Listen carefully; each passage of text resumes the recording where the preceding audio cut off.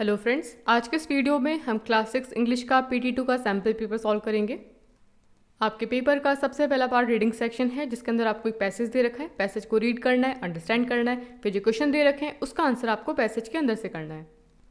Read the given passage and answer the following questions choosing the right option. Papaya is a healthy fruit with the list of properties that is long and exhaustive. मतलब कि जो papaya है उसके अंदर बहुत सारी properties होती है। अगर उसकी लिस्ट बनाने बैठेंगे तो बहुत बड़ी लिस्ट बनेगी। इसका मतलब ये है कि जो पपाया है वो कंप्लीट पैकेज है। इसके अंदर बहुत सारी क्वालिटीज होती हैं। You can munch on it as salad, have it cooked or boiled or just drink it up as milk shake or juices. हम पपाया को एज अ सैलेड खा सकते हैं, पका के खा सकते हैं, बॉईल करके खा सकते हैं, या फिर उसका मिल्क शेक या फिर जूस पी सकते हैं। Papaya has many virtues that can contribute to our good health. Virtues का मतलब होता है गुण, मतलब कि पपाया के अंदर बहुत सारे गुण होते हैं जो कि हमें गुड हेल्थ प्रोवाइड करते हैं। The most important of these virtues is the protein digesting enzyme it has. तो पपाया के अंदर बहुत सारे गुण होते हैं और सबसे इंपॉर्टेंट जो वर्च्यू है इसका वो है इसका protein digesting enzyme. The enzyme is similar to pepsin in its digestive action and is said to be so powerful that it can digest 200 times its own weight in protein. देखिए बच्चों, जो pepsin होता है वो हमारी body में एक digestive enzyme है। तो जो पपाया के अंदर डाइजेस्टिव एंजाइम है वो एकदम पेप्सिन की तरह है जो कि डाइजेशन का काम करती है, और वो इतनी ज़्यादा पावरफुल है कि वो अपने वेट से ज़्यादा, मतलब कि अपने वेट से 200 टाइम्स ज़्यादा प्रोटीन को वो डाइजेस्ट कर लेती है। It assist the body in assimilating the maximum nutritional value from food to provide energy and body building materials. और जो पपाया होता है वो फूड में से जो इंपॉर्टेंट न्यूट्रिएंट्स होते हैं उनको एब्जॉर्ब करने का काम करता है। Papain in raw papaya makes up for the deficiency of gastric juice and fight excess of unhealthy mucus in the stomach and intestinal irritation। यहाँ पर आपको बताया है कि रॉ पपाया मतलब कि जो कच्चा पपीता होता है उसके अंदर पेपाइन होता है जो कि हमारी बॉडी में गैस्ट्रिक जूस की डेफिशिएंसी को पूरा करता है और हमारे स्टमक के अंदर जो अनहेल्दी म्यूकस होता है और इंटेस्टाइनल इरिटेशन होता है उससे लड़ने में हेल्प करता है। The ripe fruit if eaten regularly corrects habitual constipation, bleeding piles and chronic diarrhoea. Regular basis पे पका हुआ पपीता खाने से कॉन्स्टिपेशन की प्रॉब्लम, ब्लीडिंग पाइल्स की प्रॉब्लम और क्रॉनिक डायरिया की प्रॉब्लम से हमको रिलीफ मिलती है। The juice of the papaya seed also assist in the above mentioned element. तो आपको यहाँ पे कहा गया है कि जो पपाया सीड का जूस होता है वो भी इन प्रॉब्लम को फाइट करने में हेल्प करता है। Papaya juice used as cosmetic removes freckles or brown spots due to exposure to sunlight and makes the skin smooth and delicate। जो पपाया जूस है वो कॉस्मेटिक की तरह उसको काम में ले सकते हैं। हमारे फेस से वो फ्रेकल्स को हटाता है। फ्रेकल्स का मतलब होता है झाइयाँ, और सनलाइट की वजह से जो हमारे फेस पे ब्राउन स्पॉट हो जाते हैं उनको रिमूव करता है और हमारी स्किन को स्मूथ एंड डेलिकेट बनाता है। A paste of papaya seed is applied in skin disease like those caused by ringworm. देखिए, रिंगवॉर्म की वजह से जो स्किन डिजीज होती है उसके ऊपर हम पपाया सीड के पेस्ट को अप्लाई करके भी उसको ठीक कर सकते हैं। The black seeds of the papaya are highly beneficial in the treatment of cirrhosis of the liver caused by alcoholism, malnutrition, etc.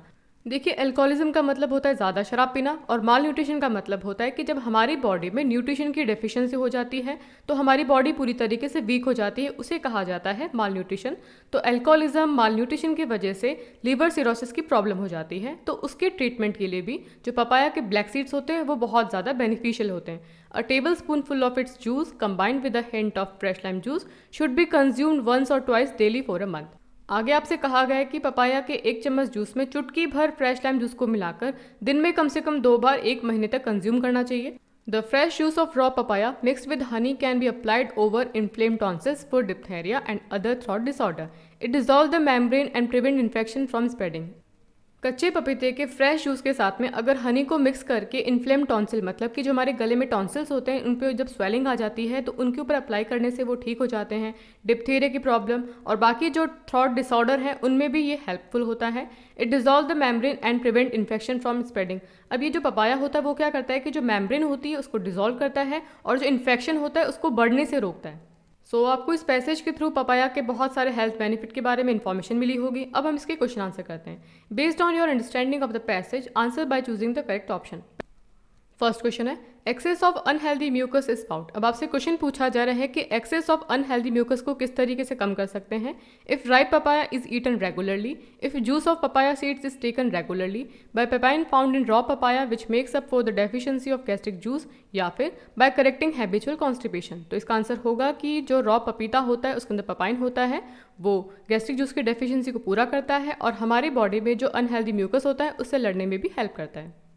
अगला क्वेश्चन है द वर्ड क्रोनिक मीन्स। अब आपको बताने कि क्रोनिक का मतलब क्या होता है। That exist for a short time, जो शॉर्ट टाइम के लिए रहती है, continuous for a long time, जो लंबे टाइम से चली आ रही है, बोथ ए एंड बी या फिर नन ऑफ द अबव। तो इसका आंसर होगा option number B, continuous for a long time, जो लंबे टाइम से चली आ रही है। अगला क्वेश्चन है the cosmetic value of papaya is that. अब आपको बताना है कि पपाया की कॉस्मेटिक वैल्यू क्या है, कॉस्मेटिक यूज क्या है उसका।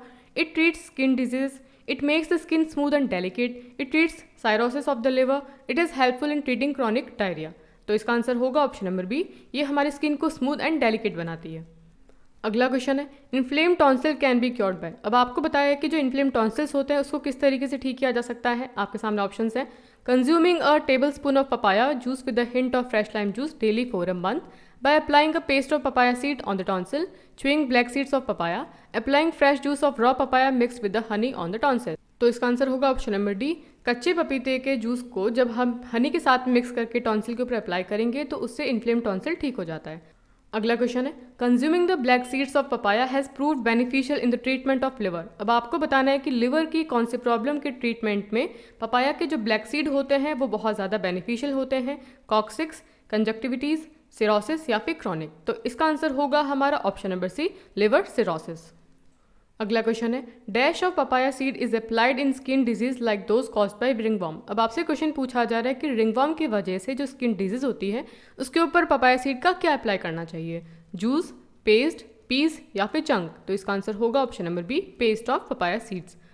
अगला क्वेश्चन है the word in the passage meaning the same as a lack of. अब आपको बताना है पैसेज में ऐसा कौन सा वर्ड है जिसका मीनिंग होता है अ लैक ऑफ। अब आपके सामने ऑप्शंस हैं बेनिफिशियल, डायरिया, डेफिशिएंसी या फिर न्यूट्रिशनल। तो हमारा आंसर होगा ऑप्शन नंबर सी, डेफिशिएंसी।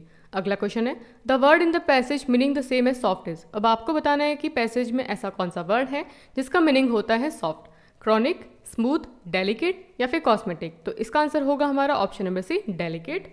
अगला क्वेश्चन है choose the word opposite in the meaning in the given word. अब आपको बताना है कि स्मूथ का अपोजिट वर्ड क्या होगा, अगली, ऑकवर्ड, डेलिकेट या फिर रफ। तो स्मूथ का अपोजिट होगा हमारा ऑप्शन नंबर डी, रफ। अगला क्वेश्चन है आपको यहाँ बताना है सिनोनिम ऑफ हेल्दी। अब आपको यहाँ पे हेल्दी का सिनोनिम बताना है। आपके सामने ऑप्शंस हैं वीक, प्लेंटी, वेल या फिर ऑल ऑफ द अबव। तो हमारा आंसर होगा ऑप्शन नंबर सी, वेल। आपके पेपर का अगला सेक्शन है राइटिंग इन ग्रामर सेक्शन। सबसे पहले हम राइटिंग सेक्शन करेंगे। आपके सामने क्वेश्चन है right a story on a shopkeeper and a pigeon. अब आपको यहाँ पर शॉपकीपर एंड पिजन के ऊपर स्टोरी लिखनी है। ये आपका 5 मार्क्स का क्वेश्चन है। अब आपको यहाँ पर हिंट दिया गया है a shopkeeper dash coming home dash sees a weak and ill pigeon dash he picks it up dash brings home feeds and nurse dash he flies it. बच्चों स्टोरी लिखते वक्त आप हमेशा ध्यान रखना कि जो स्टोरी लिखेंगे आप वो पास्ट टेंस में लिखेंगे। तो इसको हम इस तरीके से आंसर करेंगे। सबसे पहले आपको यहाँ पर स्टोरी की हेडिंग डालनी है a shopkeeper and a pigeon. हम स्टोरी को स्टार्ट करते हैं। Once upon a time there was a shopkeeper. हमने यहाँ से हिंट को काम में लिया a shopkeeper. He was very kind one day he was coming home. यहाँ से हमने यूज़ किया coming home, he was coming home. He saw weak and ill pigeon on the road. अब ध्यान दीजिए यहाँ पे लिखा था सीज, तो हमने इसका पास्ट टेंस किया सॉ में। A weak and ill pigeon on the road, he picked it up. He picks it up की जगह हमने क्या किया, picked it up. He brought it to his house, he fed and nursed it. यहाँ पे क्या लिखा था फीड्स एंड नर्सेस, तो हमने इसको पास्ट टेंस में कन्वर्ट किया he fed and nursed it. When it recovered and became strong he flew it in the sky. तो इस तरीके से आपको इसको पास्ट टेंस में लिखना है और स्टोरी को बाद में आपको यहाँ पर मोरल लिखना पड़ेगा। और इस स्टोरी का मोरल क्या है, ऑलवेज बी काइंड। बच्चों पैराग्राफ वाला क्वेश्चन आपके और के अंदर है, या तो आपको स्टोरी अटेंड करना है या फिर पैराग्राफ वाला क्वेश्चन अटेंड करना है। लेकिन मेरा आपको एडवाइस रहेगा कि जो क्वेश्चन आप इजीली कर पाएंगे उसी क्वेश्चन को आप अटेंड करना। तो ये भी आपका 5 मार्क्स का है। आपसे क्वेश्चन पूछा जा रहा है right a paragraph on the topic a village fair in about 100 words. अब आपको यहाँ पे विलेज फेयर के बारे में एक पैराग्राफ लिखना है और उसकी लिमिट कितनी होनी चाहिए, 100 वर्ड्स के अंदर। तो हम पैराग्राफ को इस तरीके से लिखेंगे। सबसे पहले हम हेडिंग लिखेंगे a village fair. A village fair is a festive event that take place in a rural area. तो क्या है कि जो विलेज फेयर होता है वो एक ऐसा फेस्टिव इवेंट होता है जो कि गांव के एरिया में होता है। It is usually held once a year on religious or cultural occasion. और ये जो विलेज फेयर होता है वो या तो रिलीजियस या फिर कल्चरल ओकेजन में साल में एक बार होता है। A village fair attracts many people from nearby villages who come to enjoy various attraction such as rides, games, food stalls and live shows. तो ये जो विलेज फेयर होता है इसके अंदर आसपास के गांव के लोग भी आते हैं, वो बहुत सारी चीज़ों को एंजॉय करते हैं, जैसे कि वहाँ पे राइड्स होती हैं, झूले लगाए जाते हैं, गेम्स होते हैं, फूड स्टॉल्स होती हैं, लाइव शोज़ होते हैं। तो उन सबको वो गांव के लोग और आसपास के गांव के लोग एंजॉय करते हैं। A village fair also provides an opportunity for the villagers to buy and sell their local product such as handicrafts, pottery, fruits and vegetable. देखिए, विलेज फेयर एक ऐसी अपॉर्चुनिटी प्रोवाइड करता है जहाँ पर लोग चीज़ों को खरीद सकते हैं, अपनी चीज़ों को बेच सकते हैं, जैसे कि उनका लोकल प्रोडक्ट है, हैंडीक्राफ्ट का आइटम है, पॉटरी है, फ्रूट्स है, वेजिटेबल है। तो गांव में जो लोग मेला देखने आते हैं वो चीज़ों को खरीदते हैं और बेचते हैं। A village fair is a fun and colourful way to celebrate the rural life and culture of a region. तो देखिए, जो विलेज फेयर होते हैं वो रूरल लाइफ एंड वहाँ का जो रीजन का कल्चर है उसको सेलिब्रेट करने का बहुत ही कलरफुल तरीका है, क्योंकि वहाँ पर नई नई चीज़ें देखने को मिलती हैं कि उनके गांव में क्या हो रहा है, कैसी चीज़ें हैं। तो इस तरीके से ये लोग अपने कल्चर को और अपने रूरल लाइफ को सेलिब्रेट करते हैं। आपके पेपर का नेक्स्ट पार्ट है ग्रामर सेक्शन, जो कि 10 मार्क्स की है। इसमें आपके सामने क्वेश्चन पूछा गया है, आंसर द फॉलोइंग क्वेश्चन। पहला क्वेश्चन है, you dash believe everything you hear, you dash use your own judgement. तो आपको बताना है कि यहाँ पे क्या आंसर आएगा, can, can not, should have, can not have to, या फिर कैन नॉट हैज़ टू। तो देखिए, इसका आंसर होगा हमारा option number C, can not have to. अब इसको रीड करके देखते हैं। You can not believe everything you hear. देखिए, जो भी हम सब कुछ सुनते हैं उन सभी बातों पे हमको विश्वास नहीं करना चाहिए। यू हैव टू, यू के साथ क्या आएगा, हैव आएगा। You have to use your own judgement, हमको हमारा जजमेंट काम में लेना चाहिए कि क्या चीज़ सही है या फिर क्या चीज़ गलत है। अगला क्वेश्चन है, he goes to school dash bus. अब आपको बताने कि यहाँ पे क्या आएगा, ऑन, विद, एट या फिर बाय। तो हमारा आंसर होगा option number D, by. He goes to school by bus. अगला क्वेश्चन है, it is dash interesting story. अब आपको बताने कि यहाँ पे कौन सा आर्टिकल आएगा, एन, ए, दी या फिर नन ऑफ द अबव। तो यहाँ पर आपको ध्यान देना है कि ब्लैंक के बाद में जो वर्ड है इसका फर्स्ट लेटर कौन सा है। अगर ये वोवल है, मतलब कि अगर ए, आई, ई, ओ, यू है, तो वहाँ पे कौन सा आर्टिकल आएगा, एन आएगा। तो हमारा आंसर होगा option number A, an. It is an interesting story. अगला क्वेश्चन है, dash is nothing I can do help to you. अब आपको बताने कि यहाँ पे क्या आएगा, दीज, देयर, देयर या फिर दिस। तो इसका आंसर होगा हमारा option number C, there is nothing I can do to help you. अगला क्वेश्चन है, I dash a new dress yesterday. अब आपको ध्यान देना है कि यहाँ पे क्या है, येस्टरडे मतलब कि पास्ट है, तो पास्ट में क्या यूज होगा, बॉट, शैल बाय, बाय या फिर हैज बॉट। तो इसका आंसर होगा I bought a new dress yesterday. अगला क्वेश्चन है, student should go dash the text carefully. अब आपको बताने कि यहाँ पे क्या आएगा, टू, अराउंड, अक्रॉस या फिर थ्रू। तो इसका आंसर होगा हमारा option number D, through. Student should go through the text carefully. Go through का मतलब होता है अच्छी तरीके से उसको पढ़ना। अगला क्वेश्चन है, Sonali's marks are dash in the class. अब आपको यहाँ पे हिंट दे रखा है हाई, मतलब आपको यहाँ पे हाई की सुपरलेटिव डिग्री लिखनी है, हाई, हायर, द हाईएस्ट। तो इसका आंसर होगा हमारा, Sonali's marks are the highest in the class, मतलब कि सोनाली के मार्क्स क्लास में सबसे ज़्यादा आए, तो उसका क्या होगा, द हाईएस्ट। अगला क्वेश्चन है, which of these order can make a correct and meaningful sentence. अब आपको यहाँ पर जंबल वर्ड दे रखे हैं, इनसे आपको मीनिंगफुल सेंटेंस बनाना है। तो आपको यहाँ पे बताना है कि इनमें से कौन सा मीनिंगफुल सेंटेंस बनेगा। सबसे पहला ऑप्शन है आपको evening, music, I, listening, to, like, the, in. तो ये नहीं होगा। Music, like, the, I, evening, listening, in, to, ये भी नहीं होगा। I like listening to music in the evening, ये सही है। और अगला ऑप्शन क्या आपका, in the evening music to I like listening, तो ये गलत है। तो हमारा आंसर क्या होगा, option number C, I like listening to music in the evening. शाम के समय मुझे म्यूजिक सुनना अच्छा लगता है। अगला क्वेश्चन है, अ फ्लीट ऑफ। अब आपको बताना है कि किसके ग्रुप को फ्लीट कहा जाता है, शीप, शिप्स, एलिफेंट्स या फिर स्टेयर्स। तो इसका आंसर होगा हमारा ऑप्शन नंबर बी, शिप्स। अगला क्वेश्चन है, rearrange the letter to make a meaningful word. अब आपको यहाँ पर जंबल लेटर दे रखे हैं, आपको इनसे मीनिंगफुल वर्ड बनाना है, O, S, U, P, R, P, T. तो इससे मीनिंगफुल वर्ड क्या बनेगा, support, S, U, P, O, R, T, support. आपके पेपर का नेक्स्ट पार्ट है लिटरेचर। इसमें आपके सामने क्वेश्चन दिया गया है, read the given lines and answer the question that follow. अब आपके सामने यहाँ पर पोएम का स्टैंजा दे रखा है, इसको आपको अंडरस्टैंड करके जो क्वेश्चन दे रखे हैं उसका आंसर करना है। सबसे पहले हम स्टैंजा को रीड करेंगे। Words are the food and dress of thought, they give it is body and swing, and everyone's longing today to hear some fresh and beautiful things, but only words can free a thought from its prison behind your eyes, may be your mind is holding now a marvellous new surprise. So इस stanza का मतलब है कि हमें अगर कुछ भी हमारे दिमाग के अंदर थॉट चल रहा है तो उसको एक्सप्रेस करने के लिए हमको क्या चाहिए, वर्ड्स की ज़रूरत है। हम अपने इमोशंस को, हम अपनी बातों को केवल वर्ड्स के थ्रू एक्सप्रेस कर सकते हैं। मान लीजिए कि अगर मुझे आपसे कुछ कहना है, अगर मैं अपने दिमाग में केवल सोचते रहूं तो आपको समझ में नहीं आएगा, लेकिन अगर मुझे एक्सप्रेस करना है तो मुझे वर्ड्स को काम में लेना पड़ेगा। आज हर कोई अच्छी अच्छी बातें सुनना चाहता है, तो वो कैसे सुनेगा, वर्ड्स के थ्रू सुनेगा। मेरे ब्रेन में, मेरे दिमाग के अंदर बहुत सारी चीज़ें कैद हैं, उसको फ्री कैसे किया जाएगा, वर्ड्स के थ्रू किया जाएगा। हो सकता है कि आपके दिमाग में भी बहुत कुछ चीज़ें चल रही हो जो किसके थ्रू एक्सप्रेस होंगी, वर्ड्स के थ्रू एक्सप्रेस होंगी। तो यहाँ पर आपको वर्ड्स की बात की गई है कि वर्ड्स कितने वंडरफुल वर्ड्स होते हैं जो कि हमारे इमोशंस को एक्सप्रेस कर पाते हैं। अब आपसे क्वेश्चन पूछे गए हैं, name the poem and the poet who has written the poem. अब आपको यहाँ पे पोएम एंड पोएट का नाम बताना है, तो इसका आंसर होगा poem is the wonderful words by Mary O'Neill. अगला क्वेश्चन है, what do people want to hear. लोग क्या सुनना चाहते हैं? इसका आंसर होगा people want to hear fresh and beautiful thought. लोग हमारे दिमाग के जो ब्यूटीफुल फ्रेश एंड थॉट्स हैं उनको सुनना चाहते हैं। नेक्स्ट क्वेश्चन है आपका, answer the following question briefly any 4। अब आपके सामने यहाँ पर 5 क्वेश्चन दे रखे हैं, आपको इसमें से केवल 4 क्वेश्चन अटैम्प्ट करने हैं। यह आपका टोटल 8 मार्क्स का क्वेश्चन है। एक क्वेश्चन 2 नंबर का होगा, लेकिन हम यहाँ पे 5 क्वेश्चन अटैम्प्ट करेंगे। आपके सामने पहला क्वेश्चन है, what does Dolma want to be and why. अब आपसे क्वेश्चन पूछा गया कि डोल्मा क्या बनना चाहती है और क्यों बनना चाहती है, तो इसका आंसर होगा Dolma wants to become the prime minister of India. She wants to make things better for everyone. She wants to have good hospitals, roads and school. तो देखिए, डोल्मा प्राइम मिनिस्टर बनना चाहती है इंडिया का, और वो सबकी लाइफ को बेटर करना चाहती है। वो अच्छी हॉस्पिटल चाहती है, अच्छी सड़कें चाहती है, अच्छी स्कूल चाहती है, ताकि सबकी लाइफ अच्छी हो जाए।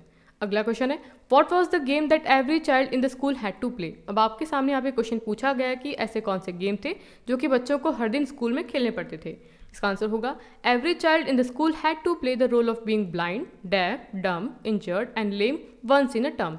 It was a sort of game and training. तो हर बच्चे को उस स्कूल के अंदर डेफ, ब्लाइंड, डम, इंजर्ड बच्चों का रोल प्ले करना पड़ता था, ताकि अगर उनके साथ में कुछ मिस हैपनिंग हो जाए तो वो उस चीज़ के लिए रेडी रहे। अगला क्वेश्चन है, why was the crocodile unwilling to invite his friend home. अब आपसे क्वेश्चन पूछा गया कि क्रोकोडाइल अपने फ्रेंड को घर बुलाने में क्यों इंटरेस्टेड नहीं था, वो क्यों नहीं चाहता था कि उसका फ्रेंड उसके घर आए। तो इसका आंसर होगा the crocodile's wife decided to eat the monkey's heart. She ordered him to bring the monkey. He could not betray his friend, therefore he was unwilling to invite his friend the monkey home. देखिए, जो crocodile था उसकी wife जो उसका friend था monkey, उसके heart को खाना चाहती थी, लेकिन अब वो जो क्रोकोडाइल था वो अपने दोस्तों के साथ धोखा नहीं कर सकता था, इसीलिए वो अपने दोस्त को घर पे इनवाइट करना नहीं चाहता था।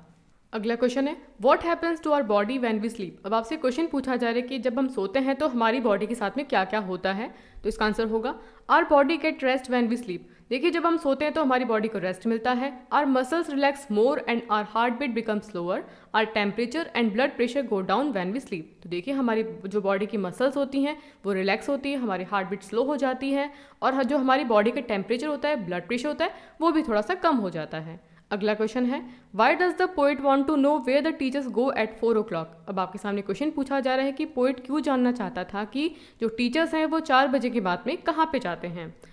इसका आंसर होगा the poet thinks that his teachers are not ordinary persons, he looks upon them as super और special human beings, so he wants to know where they go and what they do after the school are. तो देखिए, जो poet है वो हमेशा school में teachers को देखता रहता है, और वो टीचर्स हमेशा काम करते रहते हैं, तो उसको लगता है कि ये ऑर्डिनरी पर्सन तो नहीं है, इनके अंदर सुपर पावर है, वो स्पेशल ह्यूमन बींग्स हैं। इसीलिए वो जानना चाहता है कि स्कूल के बाद में वो कहाँ जाते हैं और वो क्या करते हैं। अगला क्वेश्चन है, answer any one of the following. अब आपके सामने यहाँ पे 2 क्वेश्चन दे रखे हैं, लेकिन दोनों में से आपको कोई एक क्वेश्चन अटेम्प्ट करना है। पहला क्वेश्चन है, in the chapter who I am everyone has some special quality how. और अगला क्वेश्चन है, how did the monkey save himself. तो दोनों में से आपको केवल एक क्वेश्चन करना है, लेकिन हम यहाँ पे दोनों क्वेश्चन अटेम्प्ट करेंगे, और ये क्वेश्चन रहेगा आपका 5 मार्क्स का। फर्स्ट क्वेश्चन है, in the chapter who I am everyone has some special quality how. तो आपके सामने यहाँ पर क्वेश्चन दे रखा है कि जो आपका चैप्टर है हु आई एम, सबके अंदर स्पेशल क्वालिटी है, किस तरीके से है। तो इसका आंसर आपको देना है। इसका आंसर होगा it is true that everyone has some special quality in them, all the people in this world are different from one another and have interesting and good thing. तो देखिए, दुनिया में जितने भी लोग हैं सब एक दूसरे से बिल्कुल अलग हैं, और सबके अंदर अपनी अपनी स्पेशल क्वालिटी होती है। जैसे कि हम बात करते हैं नसीर की, Naseer wants to become a seed collector to help his family to save money. तो देखिए, नसीर सीड कलेक्टर बनना चाहता है ताकि वो अपने फैमिली के लिए पैसे बचा सके। Sarabjit had learn the art of controlling his anger by looking down at the shoes. तो हम बात करते हैं सरबजीत की, जैसे कि उसको बहुत गुस्सा आता है क्योंकि उसको लगता है कि उसकी बात पे कोई बिलीव नहीं करता, तो अपने गुस्से को कंट्रोल करने के लिए क्या करता है, अपने जूते की तरफ देखता है और 10 तक काउंट करता है ताकि उसका गुस्सा शांत हो जाए। तो ये इसकी स्पेशल क्वालिटी है। Dolma wants to be the prime minister of India to serve the people. जैसे डोल्मा प्राइम मिनिस्टर बनना चाहती है ताकि वो लोगों की हेल्प कर सके, उनकी सेवा कर सके।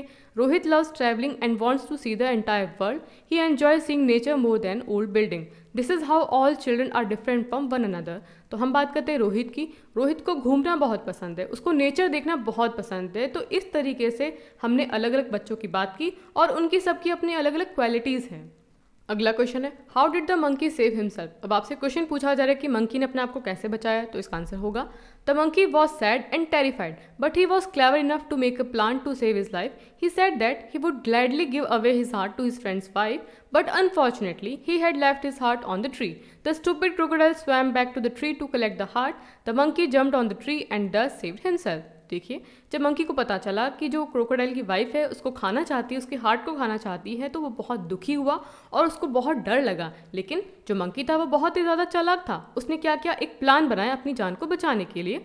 तो मंकी ने क्रोकोडाइल से कहा कि मैं तो खुशी खुशी अपना हार्ट आपकी वाइफ को देने को तैयार हूँ, लेकिन एक दिक्कत हो गई कि मैं अपना हार्ट उस पेड़ के ऊपर छोड़ के आ गया। The stupid crocodile swim back to the tree to collect the heart. लेकिन जो बेवकूफ क्रोकोडाइल था वो वापस तैर के पेड़ के पास गया और फिर क्या हुआ कि the monkey jumped on the tree and thus saved himself. अब मंकी तो बहुत स्मार्ट था, उसने क्या किया, फटाफट से ट्री के ऊपर जंप किया और अपनी जान बचा ली। आज के इस वीडियो में हमने आपके इंग्लिश के सैम्पल पेपर को सॉल्व किया। आई होप ये वीडियो आपके लिए बहुत ही ज़्यादा इंपॉर्टेंट होगा। वीडियो अच्छा लगा है तो वीडियो को लाइक करना है, दोस्तों के साथ शेयर करना है और चैनल पर नए हैं तो चैनल को सब्सक्राइब करें। Thanks for watching.